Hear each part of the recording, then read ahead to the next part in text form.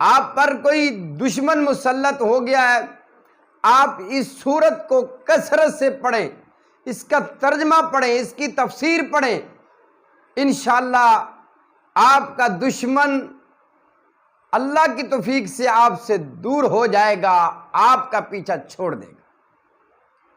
آپ کے اوپر پہاڑوں جیسی مشکل ہے تو آپ اس سورت کو پڑھا کریں، انشاءاللہ آپ کی یہ ٹینشن، آپ کی یہ پریشانی، آپ کی مصیبت کو اللہ دور کریں گے۔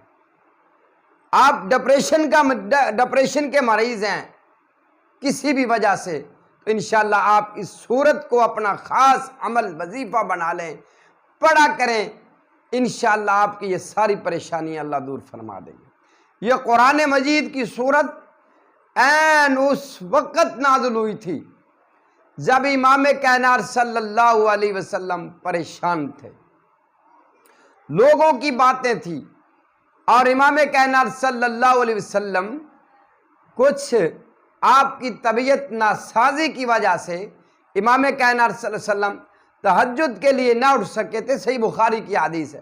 تو نعوذ باللہ من ذالک خاتون آئی تھی، بعض نے وہ ابو لہب کی بیوی کا ذکر کیا ہے کہ وہ ام جمیل تھی، لیکن بہرحال وہ خاتون نے آ کے نبی پاک صلی اللہ علیہ وسلم کو ایسے نازیبا لفظ استعمال کیے تھے، ایسے نازیبا لفظ نکالے تھے کہ امام کائنات صلی اللہ علیہ وسلم مزید پریشان ہو گئے تھے۔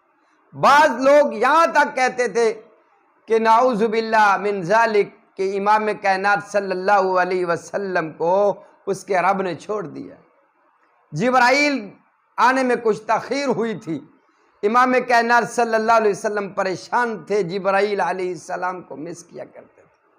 تو پھر میرے اللہ رب العالمین نے قرآن مجید کی حدیث میں آتا ہے، تفاسیر میں آتا ہے، محدثین نے بیان کیا ہے کہ یہ اللہ تبارک و تعالی نے 4 آیات اس سورت کی، پہلی 4 آیات اس وقت نازل ہوئی۔ فرمایا کون سی سورت ہے؟ وہ سورت ہے الضحیٰ۔ آپ ان 4 آیات کو تو کم سے کم پڑھا کریں۔ سب سے پہلے والضحیٰ واللیل اذا سجا ما ودعک ربک وما قلی وللآخرۃ خیر لک من الاولی۔